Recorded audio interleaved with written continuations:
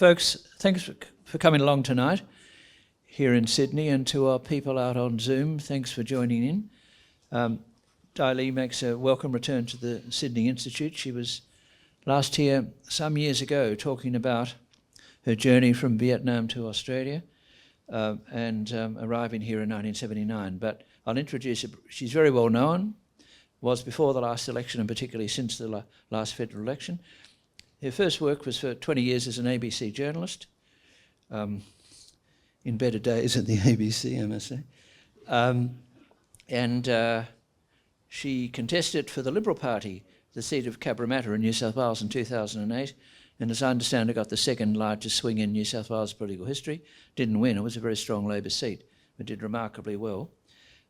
She then worked for Barry O'Farrell in opposition when he was Liberal Party opposition leader, then formed her own small business, has been a member of the Fairfield City Council for some time, and of course since May 2022, the independent member for Fowler in Sydney. And the topic tonight is the cost of living crisis as seen from the Electorate of Fowler. Dai Li, you're very welcome, thank you.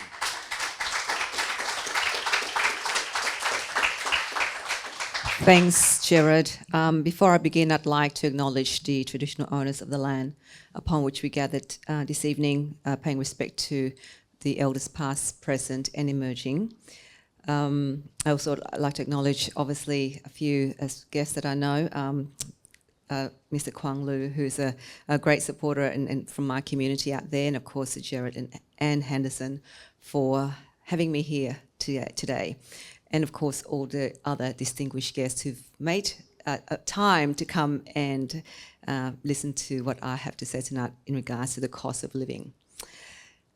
Since my election to the 47th Parliament, my focus has been on the cost of living, especially for people who live in Fowler in Western Sydney.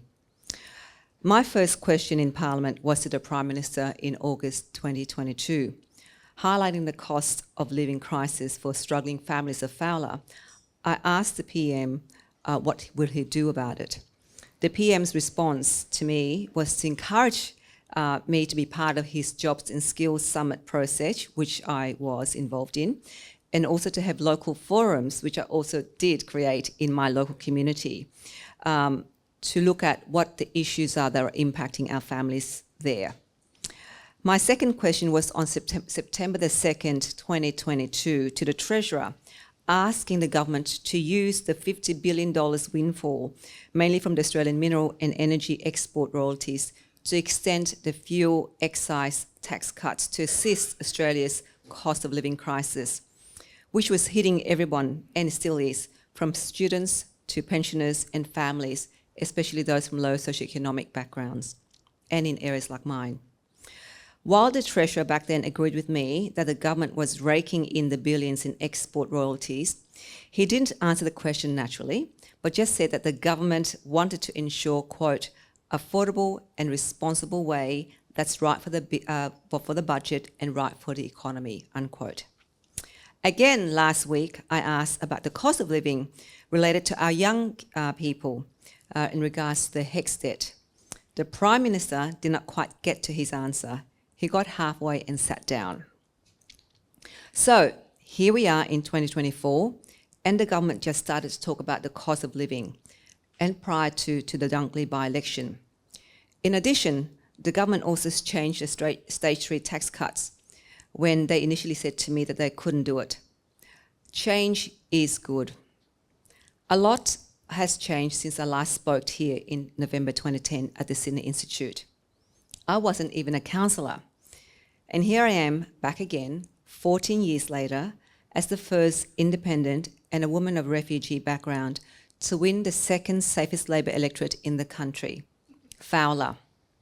Words cannot express my heartfelt gratefulness to my community in Fowler for placing their trust in me to represent them.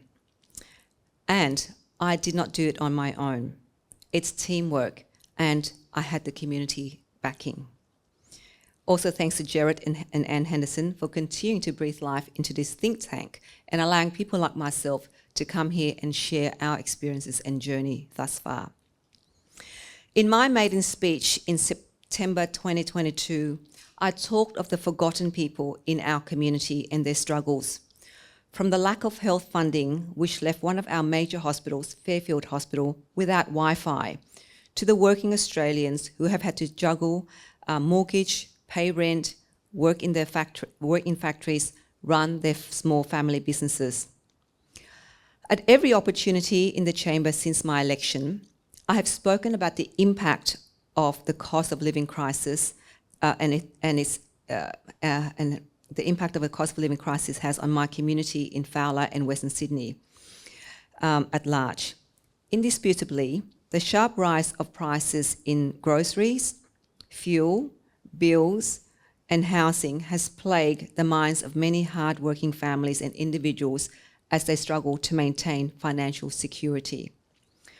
For those who have not crossed over the tollways to visit Fowler in southwest Sydney, we are home to more than 170,000 constituents with over 150 different ethnicities.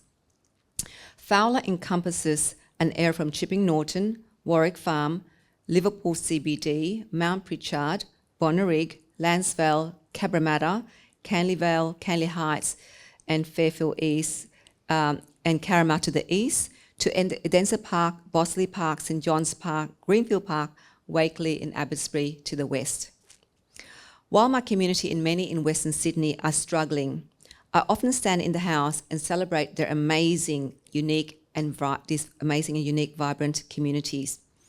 We are one of the most, if not the most, multicultural and diverse community, with most of our constituents identifying as having heritage ties to Vietnam, China, Iraq, Assyria, Italy, Spain, Serbia, Croatia, Pacific Islanders, and part of the Horn of Africa, just to name a few of the major communities. I'll just give you a snapshot of Fowler. As I said, over 50% of the Fowler's population are born overseas and have parents or one parent or two parents born overseas. 16% hailing from Vietnam, 13% identifies having Chinese heritage, and 8.7% hailing from Iraq. We also have the highest population of bilingual speakers in New South Wales, coming to 68.6%, which is more than double the national average. Fowler also has a range of up to 40 different religions and faiths being practiced, with the most popular being Roman Catholicism and Buddhism. Many of our constituents are employed within the manufacturing and healthcare and social assistance industries. We are a labour-intensive community. 40% of workers in Fowler have employment in manufacturing, compared to the national average of 5.9%. Currently, 27,637 small businesses operate out of Fowler, which makes up 1.15% of all small businesses in Australia. According to the ABS, Fowler's unemployment rate is at a staggering 8.6%, which is almost double Australia's unemployment rate of 4.9%. The ABS reports that in 2021, the personal weekly incomes of those residing in Fowler average at $521, which equates to an annual income of $27,092. This figure is quite low compared to the national average of $805. More than one-fifth of households earn less than $650 on their weekly income, and only 16.5% of households total more than $3,000 in weekly income. Much of the Fowler area falls within the first quintile of the index of relative socioeconomic disadvantage, the lowest score, which indicates that the suburbs in Fowler are more disadvantaged and vulnerable to the cost of living pressures compared to other electorates. According to the ABS socioeconomic indexes, Fairfield East, an area in my electorate, ranks as number 1 as the most disadvantaged local area in Greater Sydney. As I mentioned, concern for the cost of living crisis has been at the forefront of an overwhelming number of my constituents. With a large population in Fowler comprising of low and middle income people, we are bearing the brunt of rising interest rates, high power prices, fuel prices, soaring groceries and food costs, and other necessities. Many of our constituents are doing it tough, struggling to make ends meet and provide for their families and loved ones. We have constituents who visited our office to share their struggles with energy prices, asking for any support. They expressed frustrations at the government's lack of initiative in responding to the cost of energy increase. A local business owner shared that from June 23rd quarter to April quarter this year, his energy bill went from $7,800 to $11,600. That's a 67% increase in his electricity bill. Our energy prices will not be heading downwards anytime soon. Since 2000, electricity prices have increased by 238% and gas prices have increased by 319%. For comparison, the CPI has increased by only 90% over the same period. Another constituent on Centrelink payment expressed the inability to pay her energy bill in full and had to organise a payment plan to have sufficient funds for other necessary expenses like mortgage repayments and hospital fees. Here we are seeing the adverse effects of people struggling to make ends meet, having to prioritise one basic need over another. More than a quarter of people rank their energy bill amongst their top 3 stressful expenses. According to NAB, with the petrol prices reaching record high, almost 50% of Australians had to cut back on their car journeys to save on fuels. Yet, 46.1% of workers in Fowler rely on their car as their main method of travel for work. With a lack of public transport in our area, you cannot blame the people for turning to cars because of the decades of failed successive government policies to increase spending to build the necessary infrastructure to support working Australians and families to move around easily and affordably. In the face of rising fuel costs, many constituents are petrol station hopping to find cheap fuel or resort to carpooling when possible in order to get around. This, of course, extends the amount of travel time, but also serves as an inconvenience for so many. I have called on the government to extend the fuel excise tax cut to alleviate the pains of the cost of living in Western Sydney community and in Fowler. Many individuals are unable to sustain the extent of travelling due to the exponential rise in prices of using their car, and as such are heavily penalised by our government so that they can make a living. Not only do our families have to face the cost of petrol prices, food and insurance costs are also soaring, fueling costs of living pressures and food insecurity. ABS data revealed that annual food inflation amounted to 4.5% in December quarter. Many families and even schools are reaching out to us looking for organisations that could support the food crisis. Kids are not going to school because they are not being fed. Against the backdrop of limited competition in the supermarket industry in Australia, claims of price gouging has sparked public outreach. More than $1 billion in profits have been pocketed by major supermarkets in 2022 to 2023. According to a recent report by Woolworths, people are not buying fresh produce anymore because they can no longer afford them. This is concerning. A basic healthy diet can cost city-dwelling families who are struggling the most a third of their household income. The fate of food prices continues to be uncertain, making many Australians vulnerable and unable to keep food on the table. The number of tertiary education pursuers in Fowler is 38,000 and is growing. They are burdened by HECS indexation in addition to the rising cost of living. This pressure surrounding their future financial debts can rob them of their focus to provide for their families and further their education. In Fowler, youth and adolescents are disproportionately affected by average unemployment rates between 12.9% and 30.5%, which is 3 times greater than the national average of 10.3%.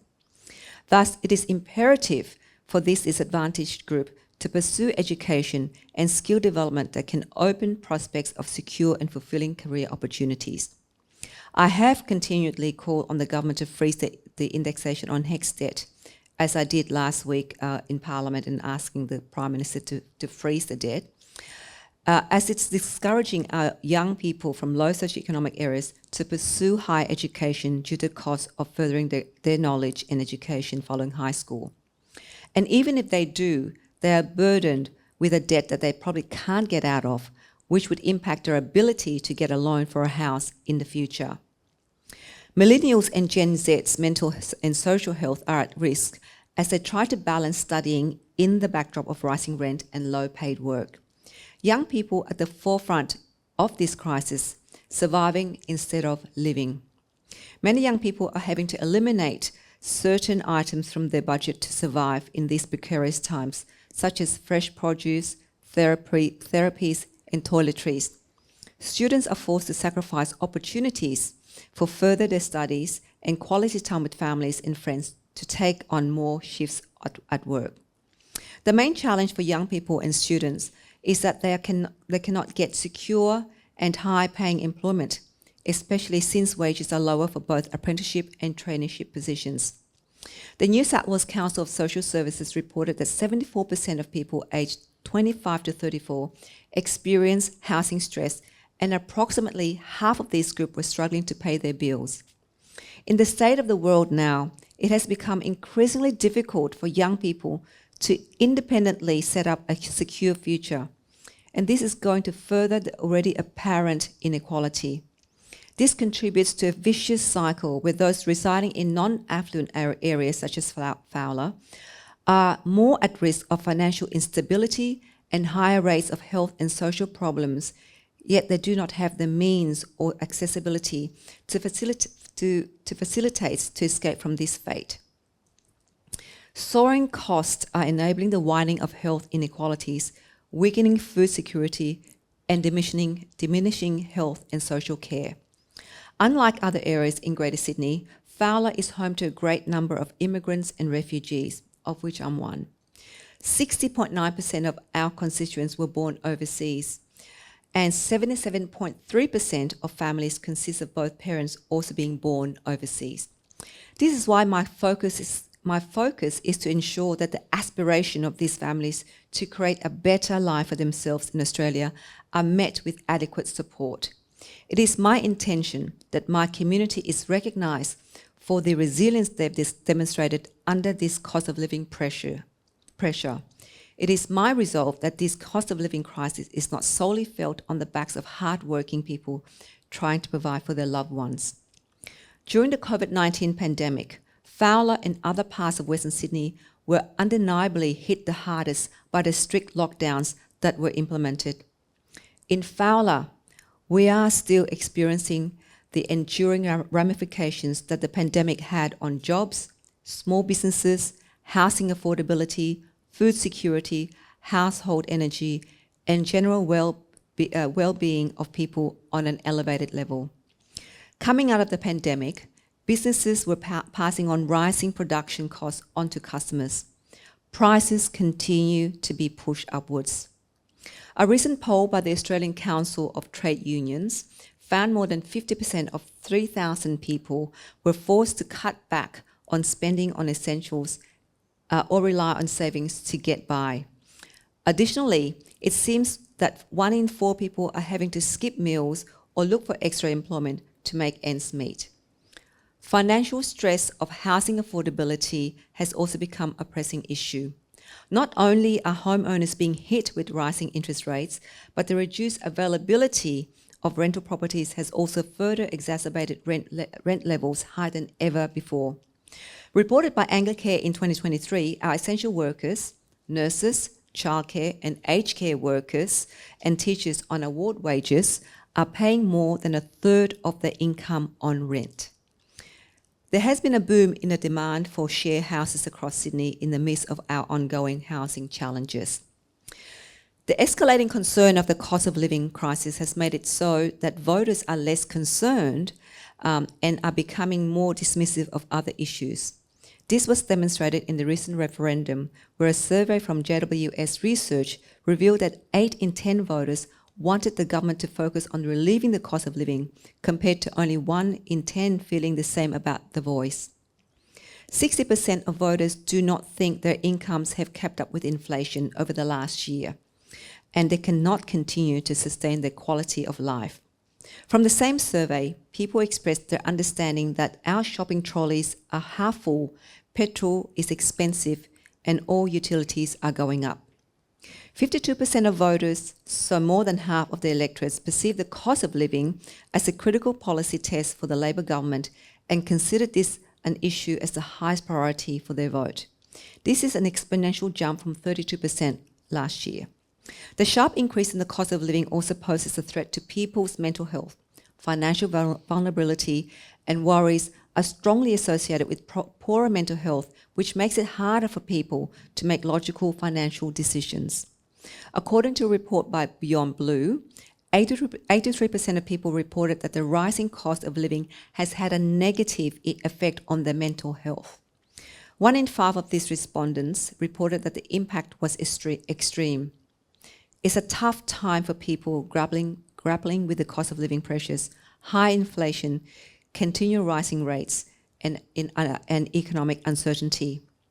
Families are having to make proactive and frugal choices when it comes to everyday essentials. They are having to reduce consumptions in all areas of life to ensure their spending is sustainable. They are driving less, finding cheaper fuel, switching to cheaper produce and groceries, and cutting back on energy. Even with these changes, it might not still be enough for some families to stay afloat in these trying times.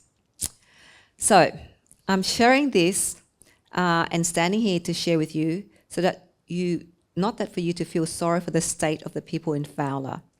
The people of Fowler are the most resilient, generous and hardworking people. I stand here to remind us all that they are the backbone of Australia. The teachers, the nurses, retail workers, factory workers who want a fair go. And I'm proud to be able to represent them so that they have a voice in our federal parliament. Thank you.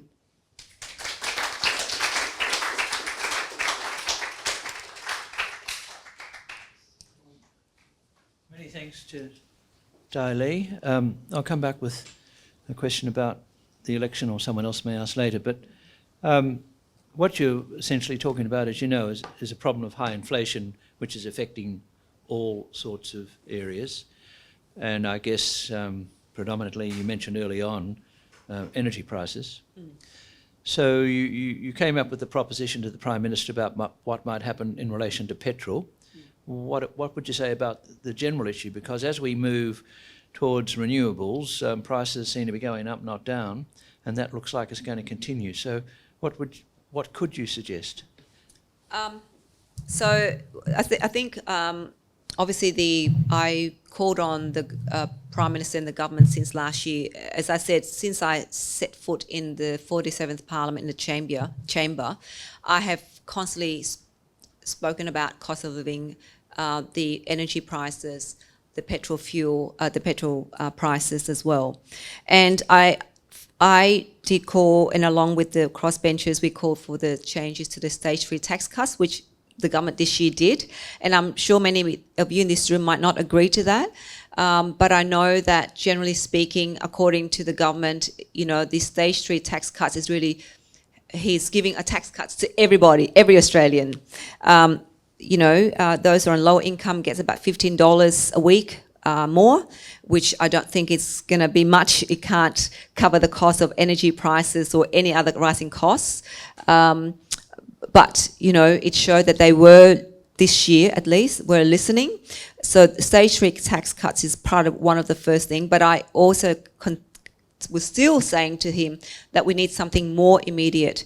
And I will still stand by the fuel excise tax cuts because under the previous government, and I said this in Parliament as well, I said if the Liberal government can consider providing an excise fuel tax cuts, why wouldn't a Labor government do the same?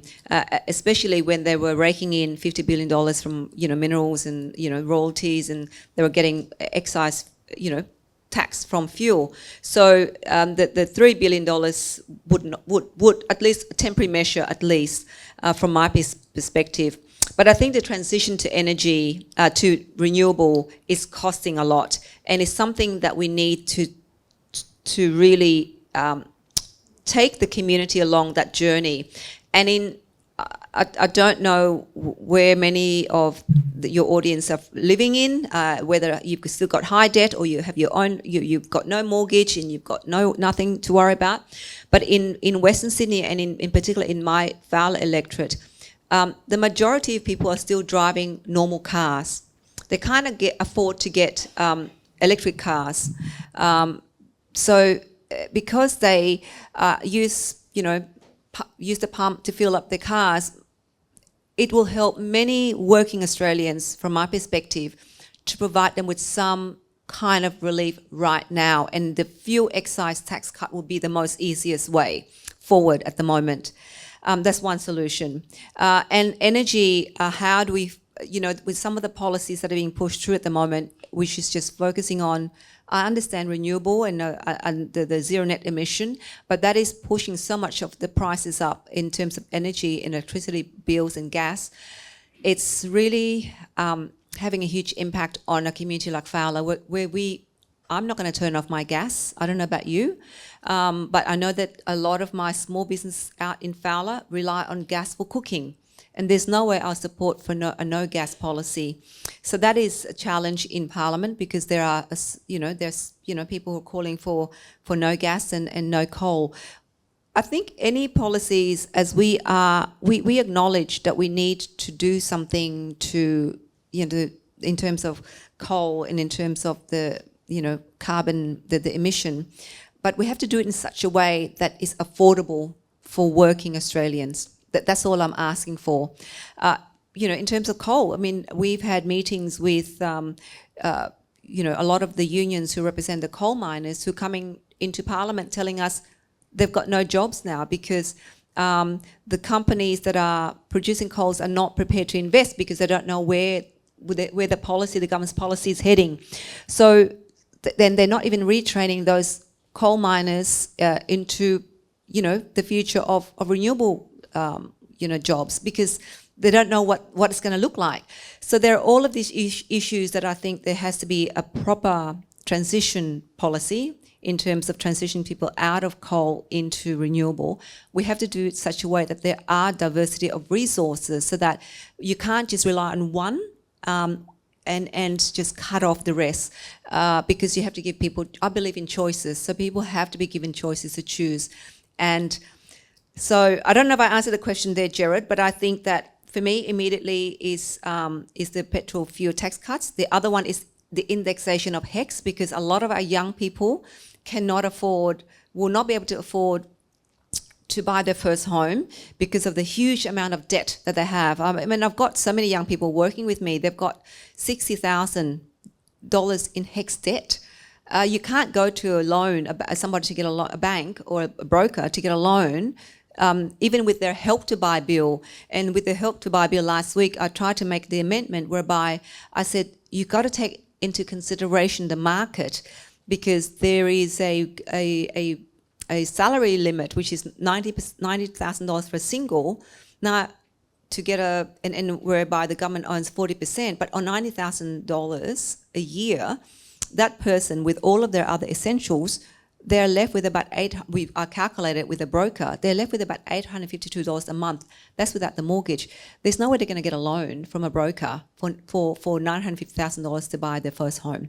So it just doesn't make sense with the figures that the government has in the Help to Buy. And with students who've got those extra debt, $60,000, forget it. You're cutting the young people out of the market of buying their first home. So the HECS indexation, many of you in this room probably had free education, but from my time, I started to pay for university fees and HECS. So, but the younger generation, they're carrying a bigger burden of HECS debt. So HECS indexation, excise fuel cut, and there has to be some other rebate for other, yeah. Just a quick clarification. By HECS indexation, what do you mean? So if you go to university, I think they rename it HEX Help. You have to pay to go to uni nowadays, and sometimes it can cost, I don't know, up to $300,000 for a degree.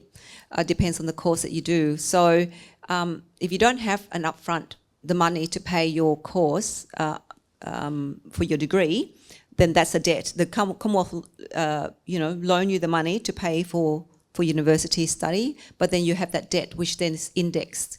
I think at the moment it's 7%. So it's indexed. It's the CPI. It should drop or freeze it. That's right. I mean, I asked the government to take it back to, I think, 3.9%, which was, I think, a few years ago, because the indexation has gone from 3.9% to 7%.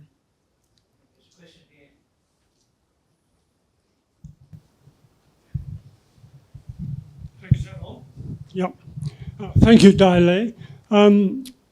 Just maybe a peripheral question. Have you any idea or any figures to show the number of companies and businesses which have gone out of business in the last 12 or 18 months in Fowler? I don't have the numbers, but I know that we can find out for you.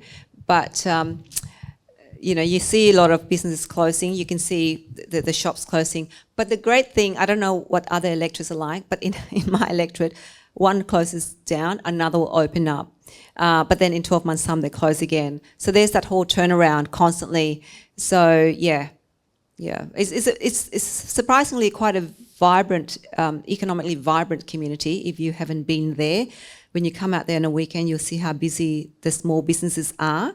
But they are family, like I said, over 27,000 small businesses. Majority of them are run by family. So they got their daughters, their nieces, their sisters, they're just working. A lot of them are not being paid, so therefore that's probably how they can cover the cost of running their small business. But it's a real hard, I know a lot of families said that they're just trying to run a small business, raise their kids, looking after the family, and it's a struggle. Hi, Dave. Today there was a piece in the Australian, I think, about the scheme for governments sharing the cost of home buying. And it turns out that it's useless in New South Wales or Sydney, because I think the house can't be over 675,000. So there's a limit in New South Wales to buy a house, the cap the house at 950,000. Okay, well, the article said it had to be 675, and they actually photographed the 3 houses that anyone could buy in Sydney at that price. Yeah. You can't even get it for 950, by the way. So what about the state government schemes? I mean, has the state government been a little bit more reasonable about what it's offering because it's in New South Wales or in Sydney especially? So my understanding that the Help to Buy bill, which the government pushed through last week, was actually, they just pushed through the bill to give the Commonwealth money, the Commonwealth to give the money to the state to continue to run their housing scheme. My understanding as well is that in New South Wales, the take-up of that scheme hasn't been as successful as they'd hoped. I think it's about 100 people have taken up the scheme only. So there are quite a few issues is around the eligibility and the criteria around who can apply. And I said the $90,000 for single and $120,000 for couples, just not going to be, that's where my amendment was to change that.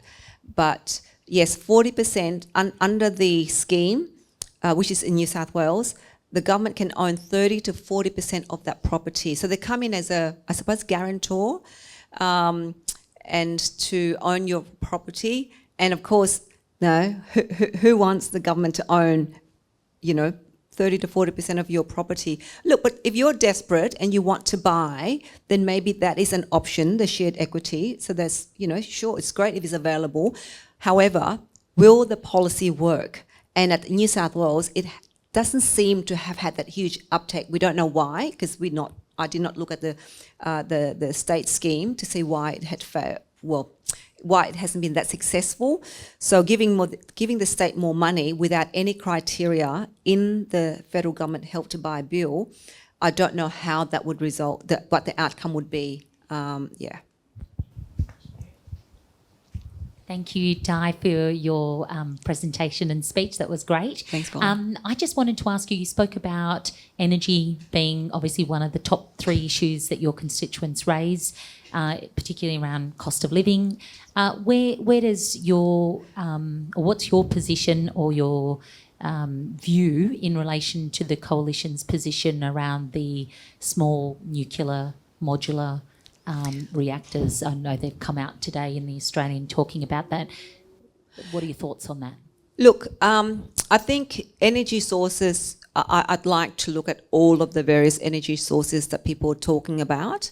I suppose what is that would bring down energy prices, this is the outcome that I want to achieve. But secondly, that is safe and reliable. So that's something that safe, reliable and affordable and accessible. So, you know, what is the most quickest way to get energy?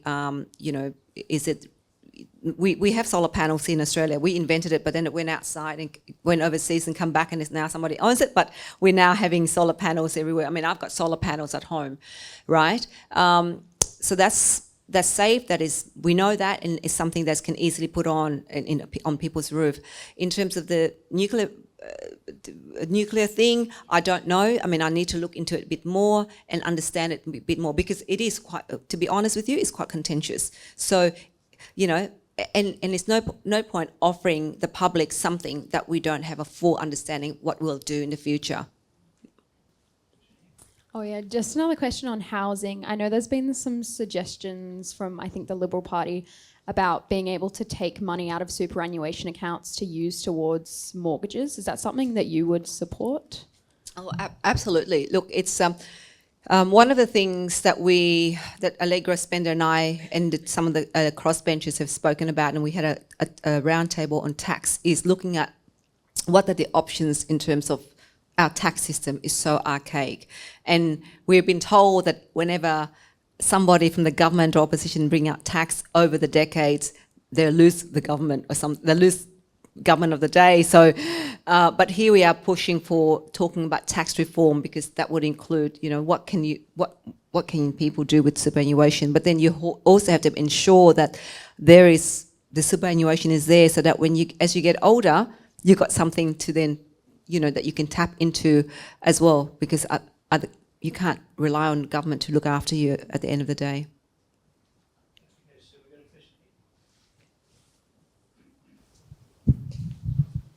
Right.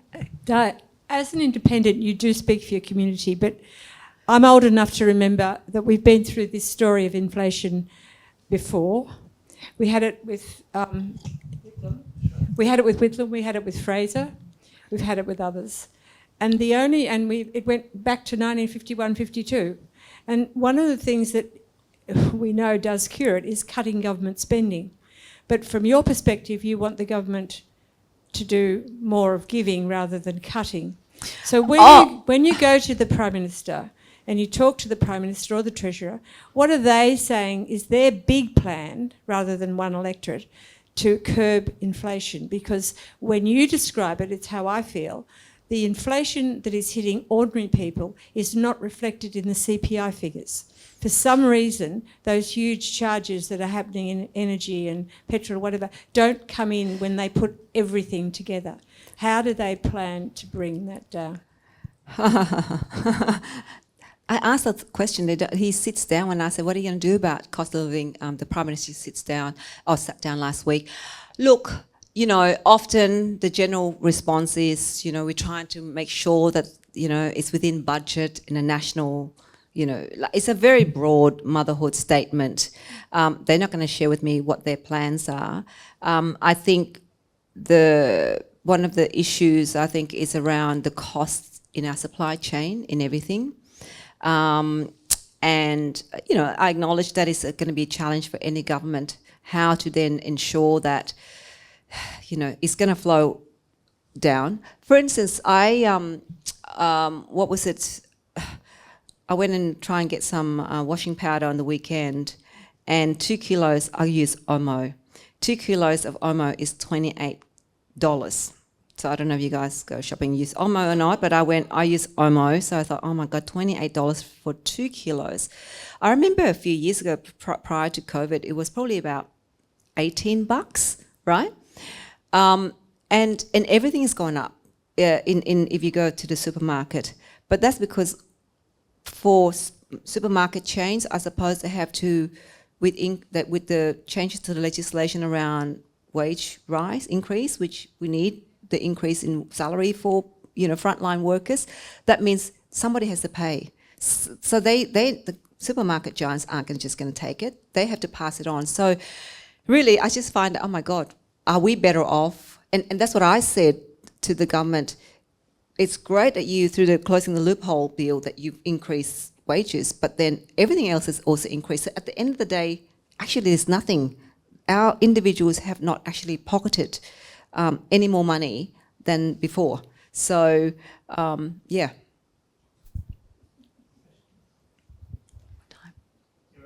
Thanks, Di. Casting your mind forward to the next election, what do you think your own constituents will say about when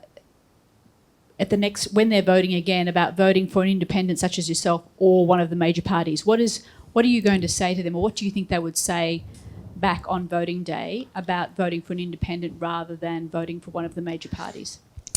I don't know what they'll say in Fowler or in Western Sydney, but I know that in my community, people have said that for the first time they've heard somebody talking about the community at a federal level, as well as on national media, and I'm constantly shining the spotlight on my community. So they said they're seeing, lifting us up for the first time. Because really, if you think back, Cabramatta, Fowler have been in the news for bad things over the decades, and we've never been in the news for anything else.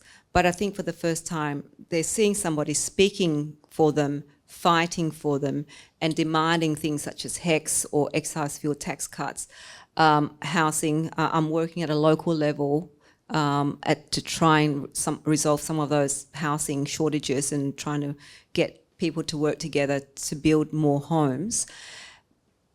There's people talking about that I'm there for them and I'm seen. So, I just go out there and I work, and they don't talk, I'm going to vote for you. No, I don't know, it's not something that we discuss. It's just you going out there, you do what you have to do to be the voice and to give voice, and that's what I focus on.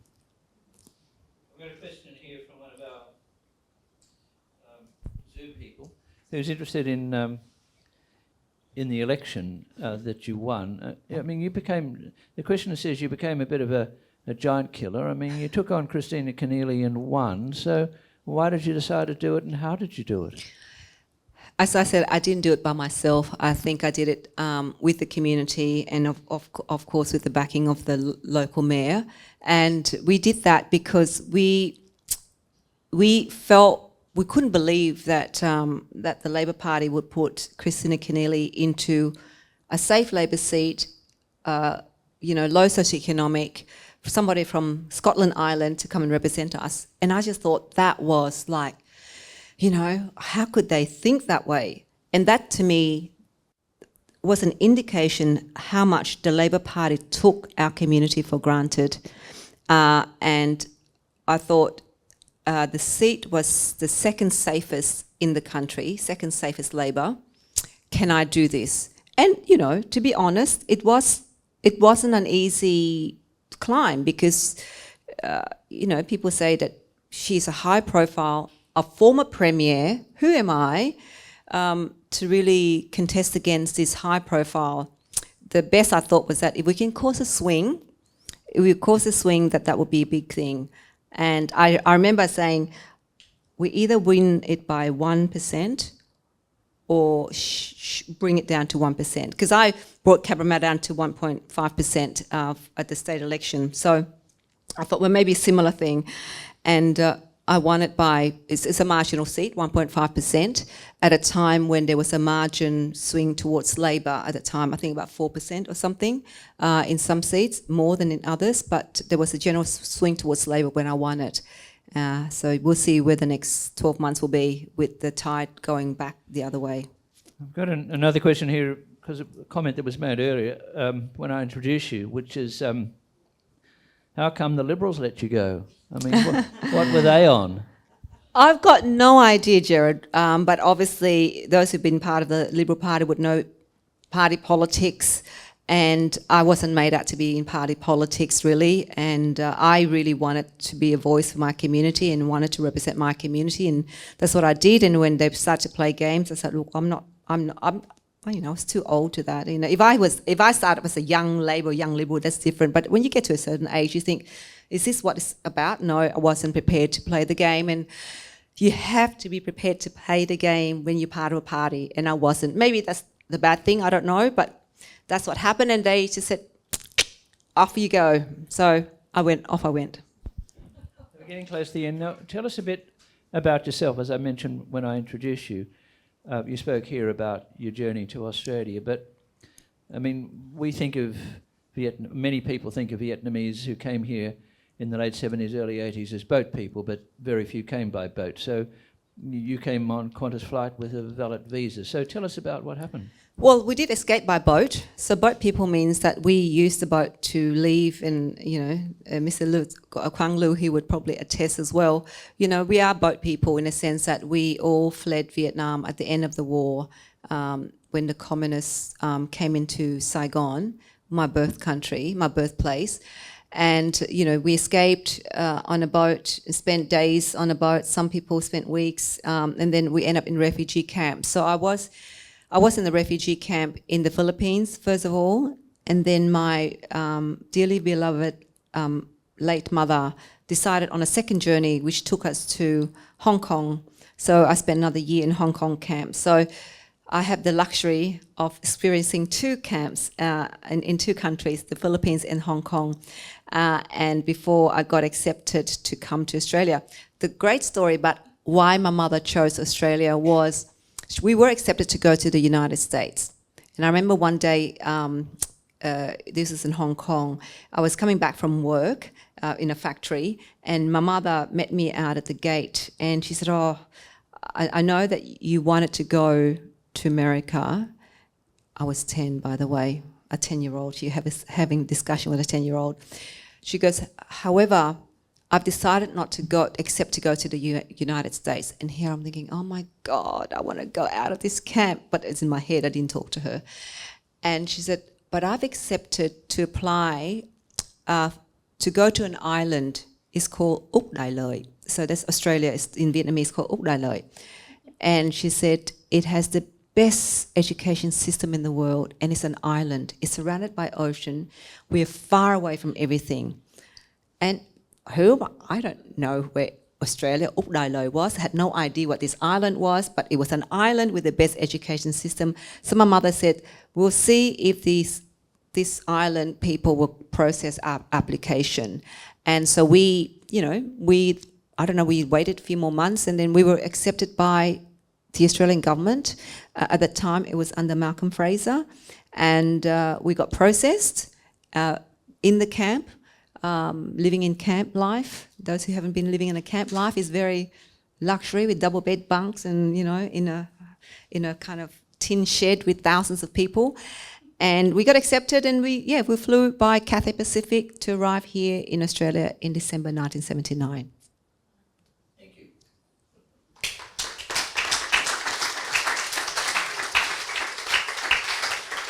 Well, many thanks to Dali tonight. I should say that Quang Lu's here as well, who spoke. We've been friends since '74, and a big encounter at the Trobe University where I was an academic.